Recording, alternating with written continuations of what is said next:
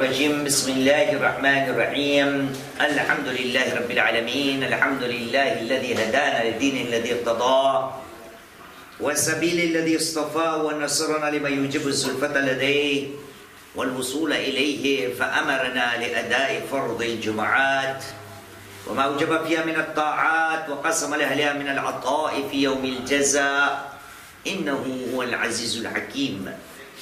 ثم الصلاة والسلام على أشرف الأنبياء والمرسلين سيدنا الممجد بشيرنا المصدق نذيرنا المؤيد المصطفى الأمجد والمحمود الأحمد الذي سمي في السماء بأحمد وفي الأرض بأبي القاسم محمد.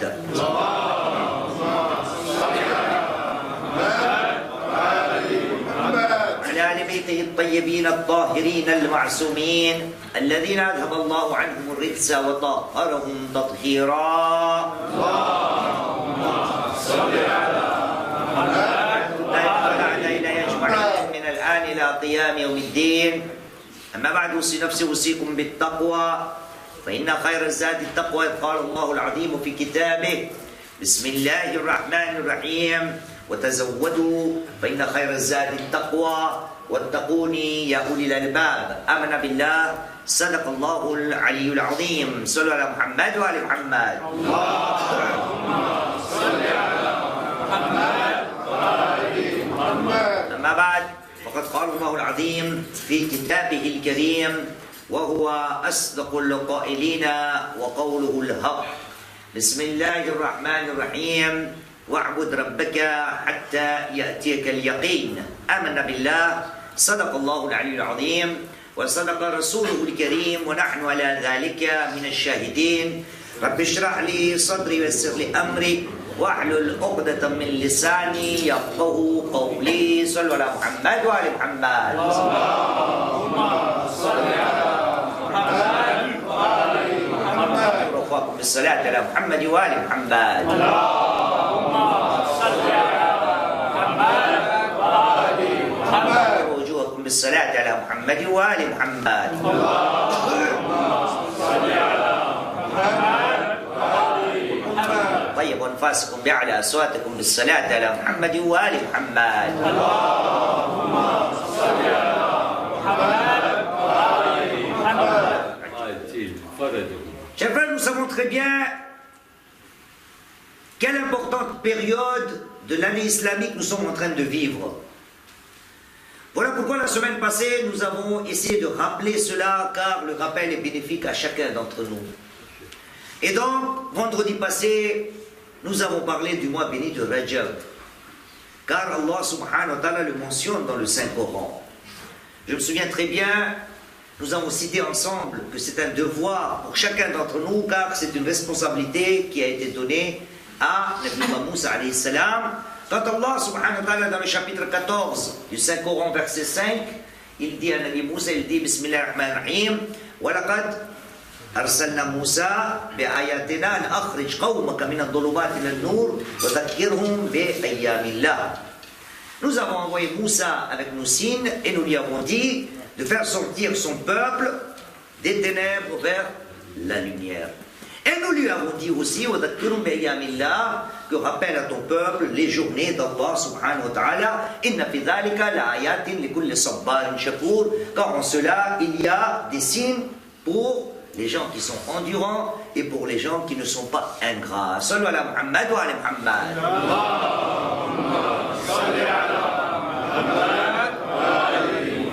Et donc, rappeler au peuple les journées d'Allah subhanahu wa ta'ala. Nous avons dit ensemble aussi que quand nous analysons le Saint-Coran, nous pouvons nous rendre compte qu'Allah subhanahu wa ta'ala, quand il parle des journées, il en parle au niveau des mois. Et il y a 4 mois qu'Allah subhanahu wa ta'ala a décrété comme sacrés. Et nous avons cité pour cela le verset 36 du chapitre 9 sur le Tawbah, là où Allah subhanahu wa ta'ala dit le nombre des mois auprès de nous n'est autre que de 12 depuis la création des cieux et de la terre. Et parmi ces 12, parmi ces 12 mois, il y en a 4 qui sont sacrés. Quels sont-ils les 4? Et il me semble que la semaine passée, nous avons, dans le va-vite comme ça, d'accord, nous avons mentionné le mois béni de Sha'ban. Le mois béni de Sha'ban ne fait pas partie des mois sacrés. les mois bénis qui sont sacrés auprès d'Allah subhanahu wa ta'ala, qui sont au nombre de 4, sont le mois de Muharram, Rajab, Dhul Qad et Dhul Hajj. Sallu ala Muhammad wa ala Muhammad.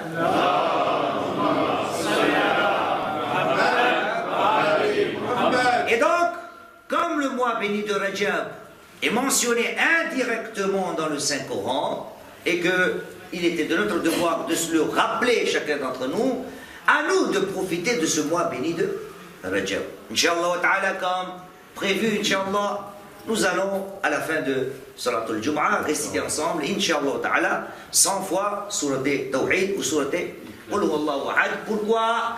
Juste pour rappel, parce que le prophète Muhammad sallallahu alayhi wa sallam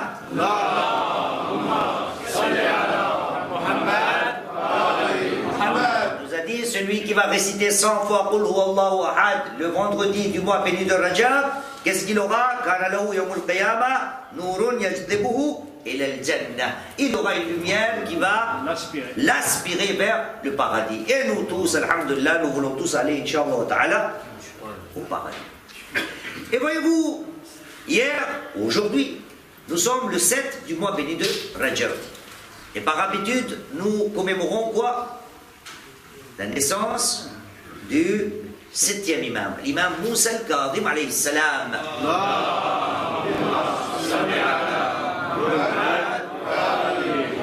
Bien sûr, il va de soi, comme je l'ai mentionné hier soir, que la naissance du 7e imam est au mois béni au mois de Safar. Le 7 du Safar, l'an Hégire 128.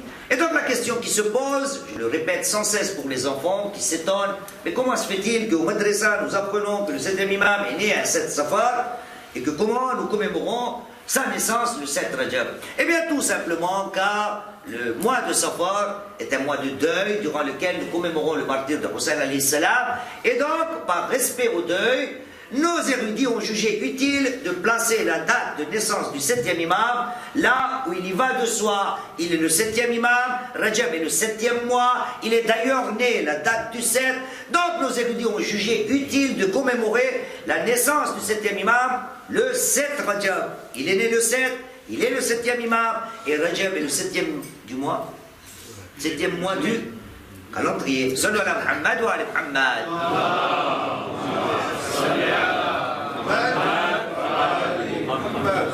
Et d'ailleurs, juste là aussi pour information, son martyr aussi est durant le mois béni de Rajab, le 7e imam. C'est quand? 25 Rajab. Allez, comme je suis aux dates, juste pour nous, alhamdulillah, de quelle manière Allah subhanahu wa ta'ala a jugé utile pour que nous nous avançons vers Allah subhanahu wa ta'ala. Parlons de nos mosquées, je parle de nous. Combien de dates nous commémorons durant le mois béni de Rajab? Il y en a beaucoup. Laissons de côté les jeudis, laissons de côté les vendredis. Mais juste si nous faisons une petite décompte, par exemple la Mahfil Zainab, au moins chacun d'entre nous pourrait ou doit venir pendant ces moments-là. Nous commémorons le premier Rajab quoi? Puis la date 5e imam. Ahsan, la naissance du 5e imam. Le 3 Rajab, le martyr du 10e imam. Jusqu'à là on est bien. Et après, le 7 Rajab, on commémore la naissance du 7e imam. Le 10 Rajab, on va commémorer la naissance du 9e imam. 13 Rajab, nous allons commémorer la naissance de l'imam Ali alayhi salam. 15 Rajab, nous allons faire quoi? Shahadat Zaynab alayhi salam. Jusqu'à là on est bon, ça fait déjà 6 fois qu'on doit venir commémorer quelque chose dans nos centres de Al-Ibada et Horizon. Après le 15, si nous avançons encore un petit peu, nous pouvons nous rendre compte que le 22 on doit venir aussi. Koundé, pour manger. 22 Rajab, ça fait 7. 25 Rajab, Shahad du 7e imam. 26 Rajab, ça fait combien déjà? Ça fait 8. 26 Rajab, Shahadat Abu Talib. 27 Rajab, Mi'raj ou Ba'that. 28 Rajab, le départ de l'imam Hussein. Voyez-vous, au moins 11 à 12 fois durant le mois béni de Rajab, nous nous voyons. Quelle coïncidence! Quelle coïncidence! Pourquoi, quand le mois béni de Rajab est venu, le prophète Muhammad sallallahu alayhi wa sallam, vous vous souvenez, la semaine passée on a dit, il a demandé Allahumma barik lana fi Rajab wa Sha'ban wa ballaghna shahr Ramadan. Depuis le mois de Rajab, quelque part le prophète et l'islam est en train de nous enseigner, c'est la période pour te rapprocher d'Allah subhanahu wa ta'ala. Voyez-vous, durant le mois béni de Rajab, je dirais, nous devons nous emprisonner nous-mêmes. Aller dans une prison. Pas la prison là-bas, là, avec les grilles. Et c'est le 7e imam qui va le demander. D'ailleurs, je vais vous la poser, la question. Je l'ai préparée, cette question.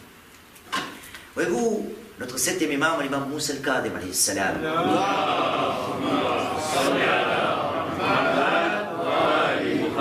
Car nous commémorons sa date. De quelle manière il se tenait devant Allah subhanahu wa ta'ala. Abu Hanifa, un nom que nous avons entendu parler souvent, est venu voir notre 6e imam, l'imam Ja'far al-Sadiq alayhi salam.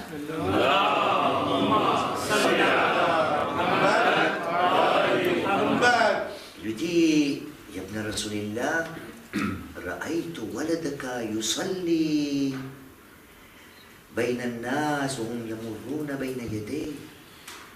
Au fils du prophète, j'ai vu ton fils, c'était imam Moussa Ja'far, j'ai vu ton fils. Il est en train de prier devant les gens, entre les gens, or que les gens sont en train de traverser devant lui, les gens sont en train de faire des va-et-vient vers lui. Abu Hanifa dit, ça m'étonne. On doit prier Allah subhanahu wa ta'ala. Et comment se fait-il que votre fils, donc le 7e imam, quand il prie, il ne fait même pas attention de se mettre d'un côté où les gens ne le dérangeraient pas. 6e imam a appelé le 7e imam, le Moussa al-Kadhim alayhi salam.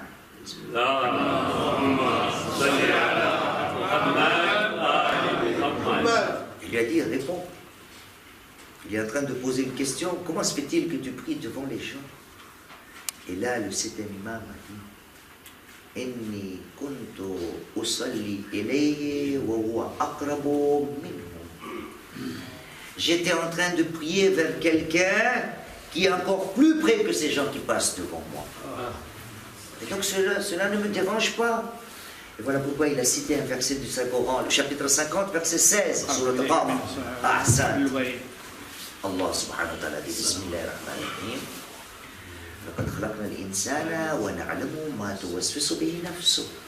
Nous avons créé l'humain, nous savons de quelle manière, qu'est-ce que son âme lui suggère. Et après, nous sommes trop proches de notre serviteur, encore plus proches que quoi? Que la veine du genou. Voyez-vous, le 7e imam, le 7e imam nous apprend de quelle manière c'est le mois où là nous devons nous emprisonner. Et comme par hasard, le 7e imam, celui qui a été emprisonné le plus de temps dans l'histoire, de 10 à 14 ans de sa vie. En total, il a eu que 55 ans. Il est né l'an Hégire 128 et son martyr est l'an Hégire 183. Dans ces 55 ans, il y en a au moins 14 ans, il a passé dans la prison. De quelle manière même dans la prison? Quand on l'annonce dans la prison, avant que je ne dise cela, déjà dans la prison, l'histoire nous relate que Harun Rashid, à des moments opportuns, se disait, je vais aller le voir. Il est quand même le fils du prophète. Il est quand même le fils du prophète. Donc il allait, il disait à ses soldats, j'ai envie de voir la prison. Il y allait, et là il voyait un thawb. Comment traduire thawb là? Oui, la grande tunique arabe là. Comme ça, une robe si vous voulez. Un abaya, thawb, d'accord? Et là, quand il voyait ce genre de costume, dirais-je, étalé dans la prison, il disait, Mahada thawb. Mais qu'est-ce que c'est le costume? Et là on lui répondait, ce n'est pas un costume. C'est le fils du prophète, Moussa ibn Ja'far. Il priait même dans la prison. Voyez-vous, chers frères, le mois béni de Rajab, ça s'est passé durant ce mois-là, là où il a été martyrisé, le 7e imam. L'histoire nous relate que quand on a annoncé au 7e imam que vous allez en prison, Nous savons tout ça déjà. Quand on lui a annoncé, Ibn Rasulillah, on vous appelle et on va vous emprisonner. Le septième imam leva les bras aux cieux, il a dit Allahumma innaka ta'lamu anni kuntu as'aluka an tufarrighani lil ibada faqad fa'alta wa lakal hamd. Est-ce que moi, Hassan sallallahu alayhi wa Muhammad wa alayhi wa sallam.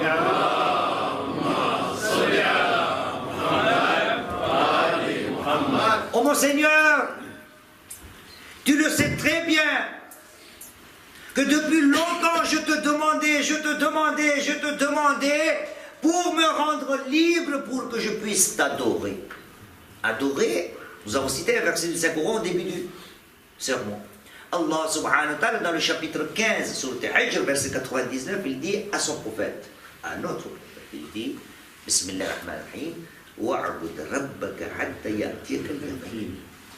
Et adore ton Seigneur jusqu'à que la mort ne t'atteigne. Donc toute la vie, oraison. C'était l'imam dit. Oh mon Dieu, tu sais très bien depuis combien de temps Allahumma innaka ta'lamu anni kuntu as'aluka. Sans cesse, mon Seigneur, je te demandais, laisse-moi un peu de répit. Donne-moi du temps libre pour que je puisse t'adorer.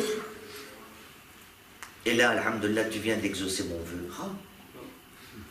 Aller en prison, c'est un vœu qui est exaucé. Vous là, est-ce que quelqu'un parmi nous aimerait aller en prison? Personne n'aimerait aller en prison. Oui, bien sûr, si on a de telles qualités de travail, on peut y aller. On la mérite, la prison. Mais personne de son propre vœu ne voudrait aller en prison. Et là, on annonce au septième imam que nous allons vous enfermer. Et là, qu'est-ce qu'il dit? Tu as exaucé mon vœu. J'aurai le temps qu'il faut pour t'adorer. Et pour cela, gloire à toi. D'où vient ça? Voyez-vous, voici les gens qui sont proches d'Allah subhanahu wa ta'ala. Nous avons dans le Saint-Coran aussi, il y a quelqu'un aussi qui parle de la prison. On s'en souvient un petit peu? Hassan ibn Yusuf. Lui aussi, quand on l'invite à faire des mauvaises actions, il le dit, chapitre 12, verset 33. Il dit, Bismillahirrahmanirrahim, Qala, Rabbi as-sijnu ahabbu ilayya mimma yad'unani ilayhi. Oh mon Seigneur, je préfère aller en prison que quoi? De ce à quoi il m'invite. Voyez-vous, un nabi dit, la prison m'est favorable. Le septième imam, quand il va en prison, il demande quoi? Alhamdulillah. Voyez-vous, chers frères, le mois béni de Rajab, voilà une prison dans laquelle nous devons rentrer de notre propre gré.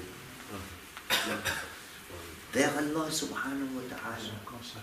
Se consacrer à Allah subhanahu wa ta'ala un petit peu.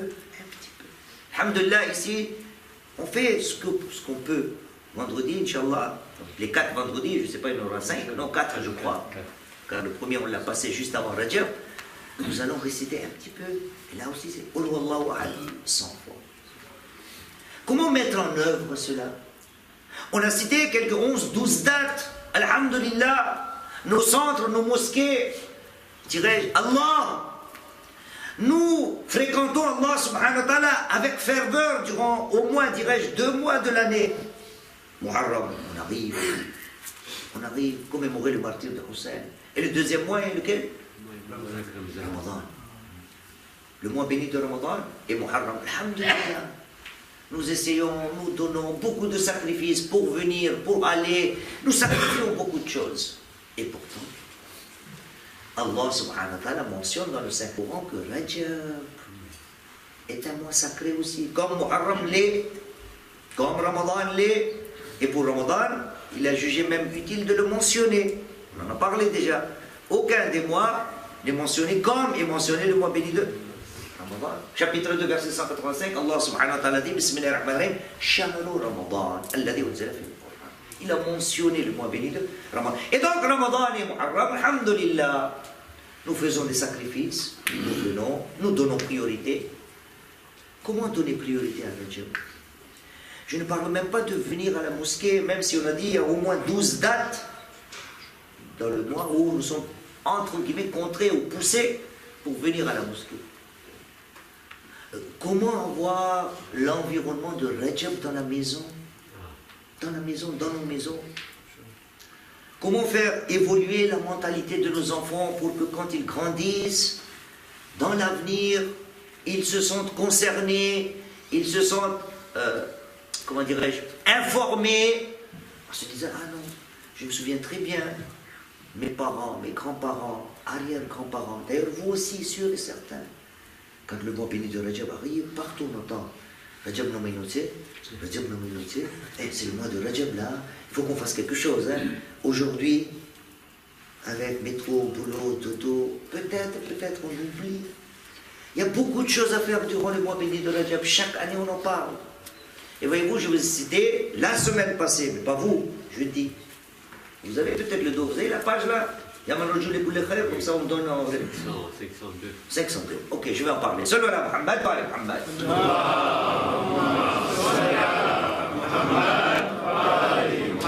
Et voyez-vous, il y a une question qui me taraude, on me dit comme ça, qu'est-ce qu'il y a un bon français?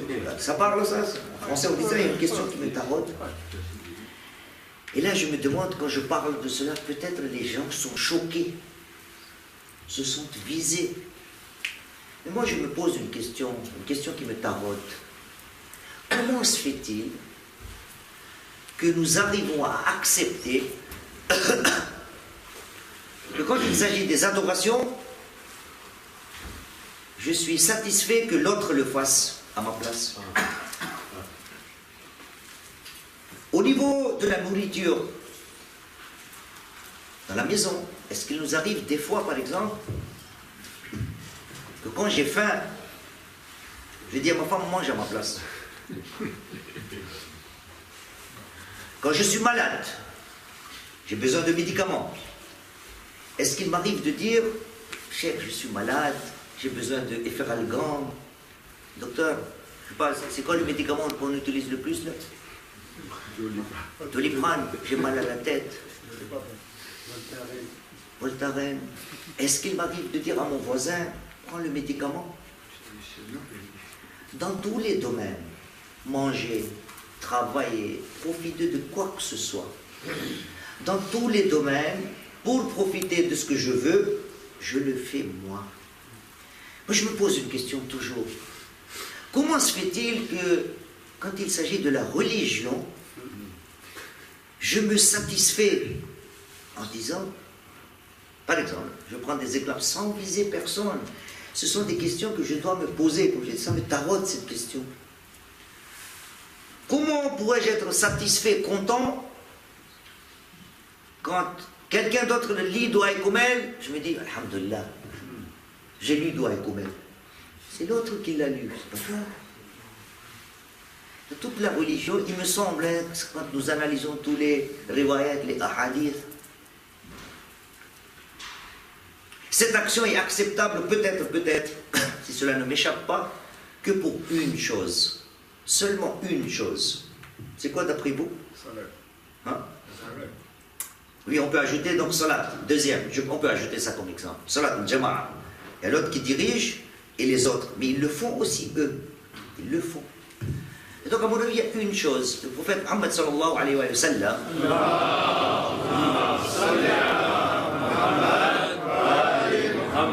c'est au niveau de la lecture du Saint-Coran. Non, oui, au niveau de la lecture du Saint-Coran, on a cette notion qui est acceptable pour Allah subhanahu wa ta'ala. Quand il dit Qari'ul Qur'ani wal mustami'u lahu siwa'un fil ajr. Celui qui récite le Saint-Coran et celui qui écoute, celui qui récite le Saint-Coran, auront quoi? La même récompense pour le Saint-Coran. Mais pour les autres, je ne fais pas l'effort. Le Hajj aussi? Non, on ne peut pas. Je ne peux pas aller au Hajj, moi. Pour ses parents. Oui, ça, parce qu'on le fait pour l'autre. Je ne peux pas aller au Hajj en disant, n'y allez pas vous, je le fais. Non, ça ne marche pas. Ou allez-y vous, moi j'y vais pas, ça ne marche pas. Et il n'y a que dans la religion où je me satisfais de dire, l'autre il le fait, Et je considère, je l'ai fait. Chers frères, Rajab, voilà quelque chose sur lequel j'ai mis un accent le jeudi passé peut-être, ou le jeudi d'avant, oui, même avant le jeudi d'avant. Voyez-vous, quand vous ouvrez mon Fatul Jinan, vous avez dit quelle page? 502. Page 502. Vous allez voir, c'est quelque chose que nous faisons ensemble. Moi, je dis, je ne dois pas me satisfaire de ce qui se fait dans les mosquées, dans nos assemblées, et se dire, ouais, parce que l'autre le fait, moi aussi je l'ai fait. Non. Écoutons le 6e imam, Imam Ja'far al-Sadiq, alayhi salam.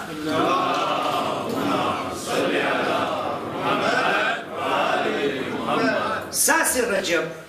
Ça c'est une responsabilité durant Rajab. Est-ce que je l'accomplis? Il n'y a pas besoin de le faire par cœur. Tout ça c'est quoi? C'est pour créer une ambiance.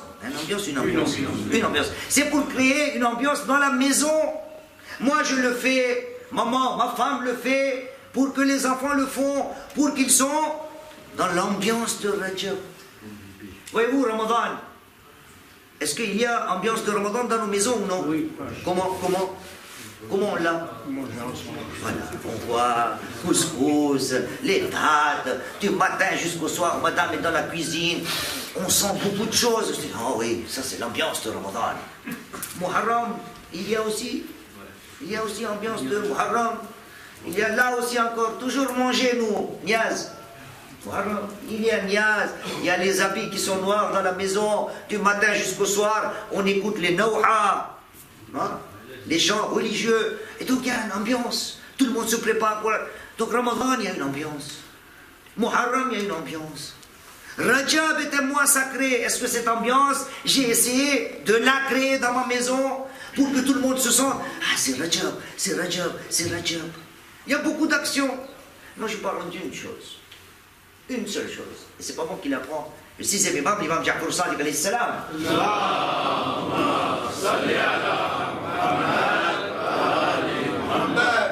Il vient voir le 6e imam, c'est à la page 502 dans votre livre.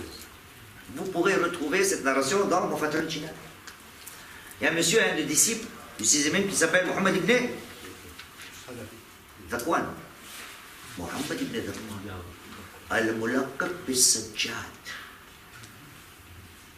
Muhammad ibn Dhakwan, qu'on appelait communément As-Sajjad. As-Sajjad est le laqab de qui? Le titre de notre 4e imam, l'imam Zayn al-Abidin alayhi salam.